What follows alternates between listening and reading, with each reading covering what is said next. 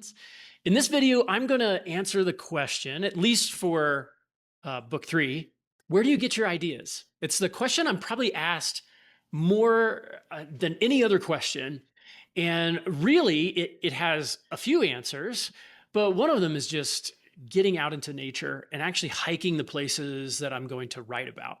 So let's go to the Grand Canyon and I'll show you where I got some of the different ideas for several of the clues and the settings for where the story takes place. So to find the clues and the locations for book three, we hiked to the Grand Canyon in one day. People don't recommend this, and for good reason, because it's about a 19-mile circuit. And it ends up being the same circuit that the kids take in the book over several days. So we started our hike at Grand Canyon Village. Actually, we took a shuttle out to an area called Yaqui Point. And then from Yaqui Point, we made our way to Uwa Point. You can see the colors of the different types of rock. They change as you descend into the canyon.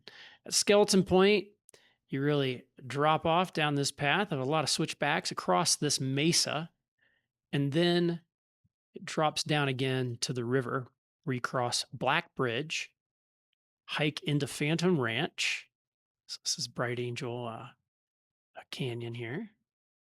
And then cross back over Silver Bridge and then hike along the river. This is beautiful because there's a lot of little beaches here. And then up through this valley and then into Havasupai Gardens. Just nice, just beautiful. It's like an oasis. And then you can see the path really changes. You'll see video of a lot of this until you hike all the way back to the top at Grand Canyon Village. We were only on the trail a few minutes when we ran into this bighorn sheep. It's looking pretty mangy, but I guess that's life in the Grand Canyon.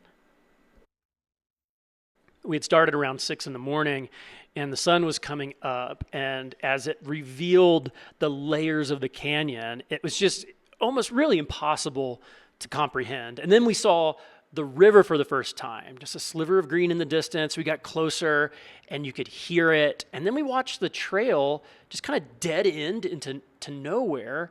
We came around the corner, and that's where I found the place where I knew, like, okay, this is where we need to have the first clue. And it was a tunnel cut into the rock. No map ever told me about this, but as we explored it, I was like, okay, we've got to hide something in here in the story. Well, you emerge out of that then, and this is where I found another location that really grabbed my attention, and it was this building. I think so many people walk across this bridge and never really see this. And I was like, what is that?